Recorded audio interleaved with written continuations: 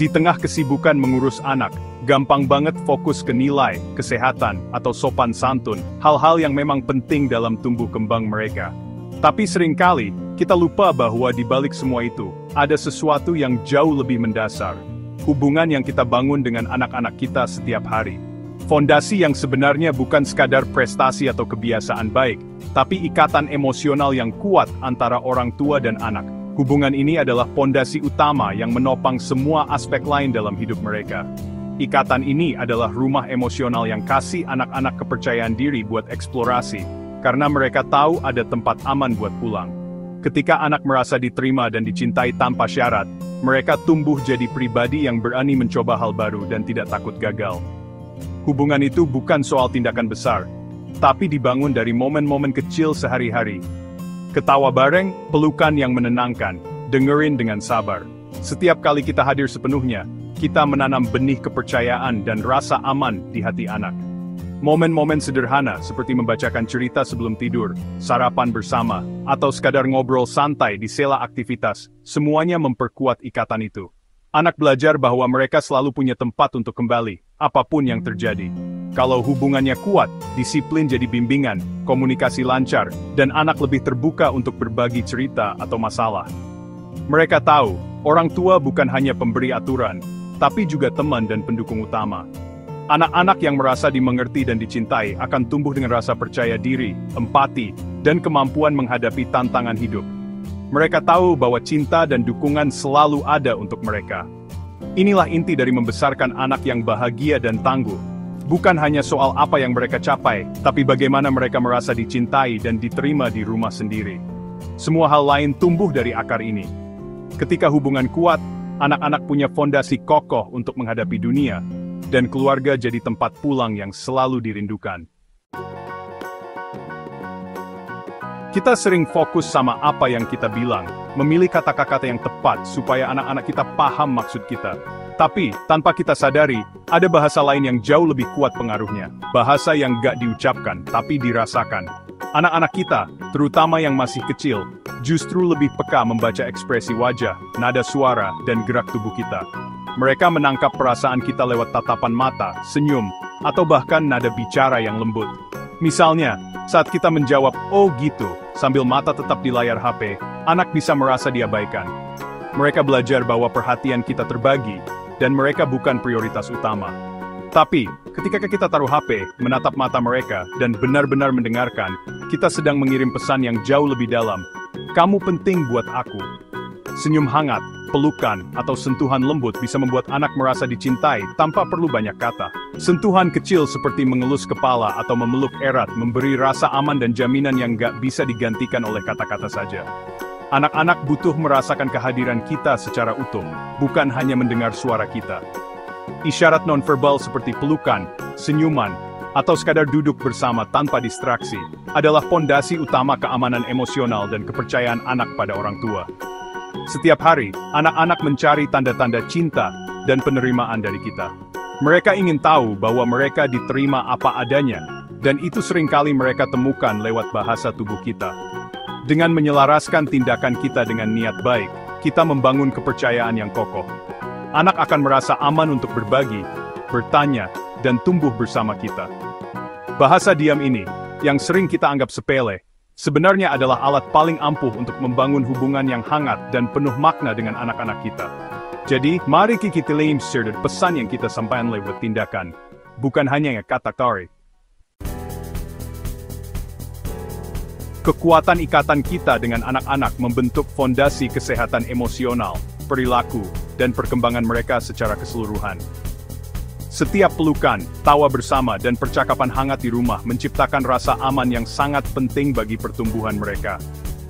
Anak-anak yang merasa dicintai dan diterima akan lebih mudah mengekspresikan diri, membangun kepercayaan diri, dan belajar menghadapi dunia luar dengan lebih percaya diri. Dukungan orang tua dalam aktivitas sehari-hari, seperti membantu mengerjakan PR atau membaca buku bersama, memperkuat hubungan emosional, dan menanamkan nilai-nilai penting. Anak-anak yang mendapatkan perhatian dan bimbingan dari orang tua cenderung lebih sukses secara akademis dan sosial.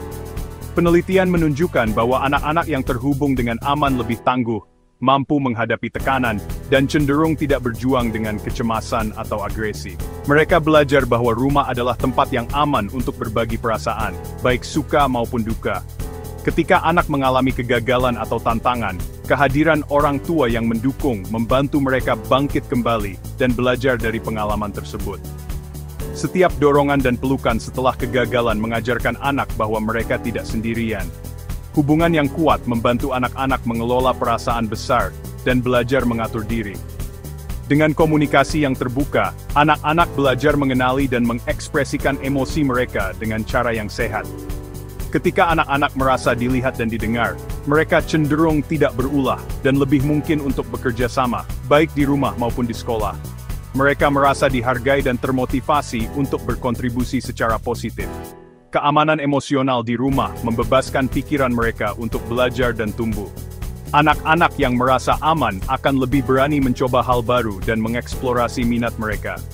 Kepercayaan diri yang tumbuh dari hubungan yang penuh kasih memberdayakan mereka untuk menghadapi tantangan, baik besar maupun kecil.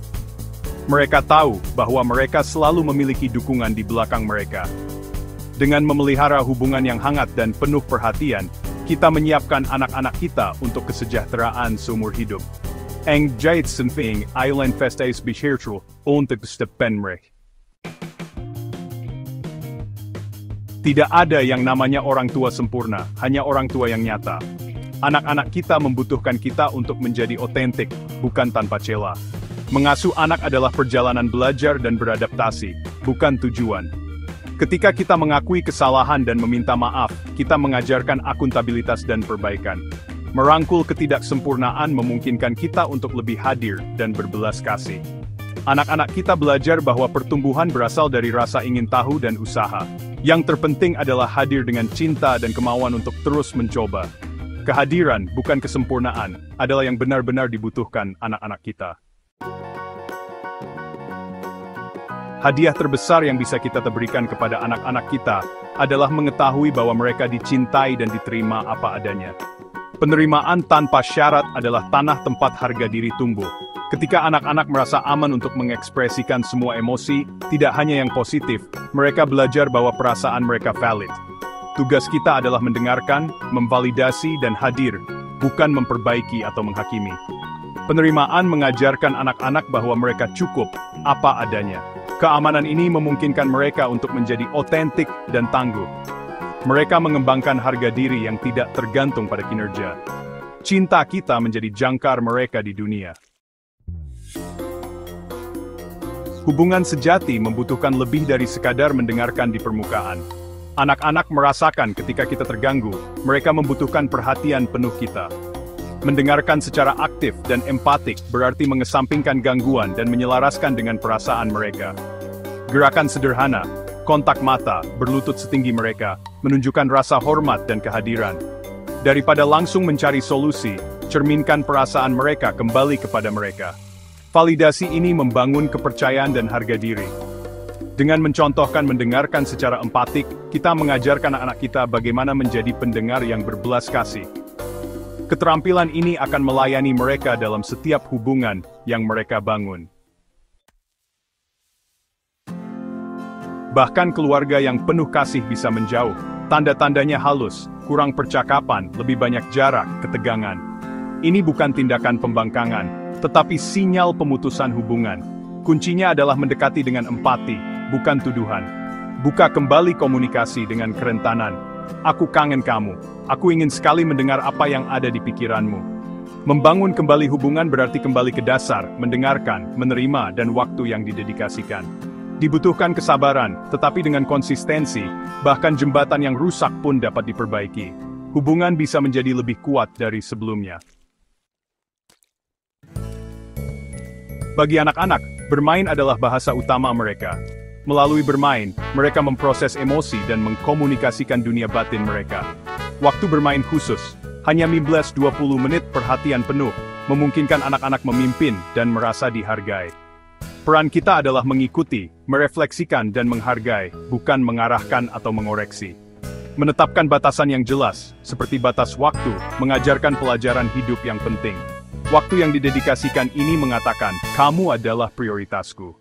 Bermain memperdalam hubungan dengan cara yang tidak bisa dilakukan kata-kata. Ini adalah ruang sakral di mana anak-anak merasa benar-benar dilihat. Kekuatan untuk mengubah hubungan orang tua anak dimulai dari kita. Ketika kita mengubah cara kita terhubung, seluruh dinamika keluarga bergeser. Pendekatan seperti pelatihan bermain filia memberdayakan orang tua untuk membangun ikatan yang lebih kuat. Saat kita mendengarkan dengan empati dan menerima tanpa syarat, kita tumbuh bersama anak-anak kita. Efek positifnya menyebar, membesarkan orang dewasa yang aman dan berbelas kasih. Dengan memilih untuk mengubah diri kita membantu menciptakan dunia yang lebih penuh kasih. Perubahan yang kita nyalakan di hati kita menerangi jalan bagi generasi mendatang.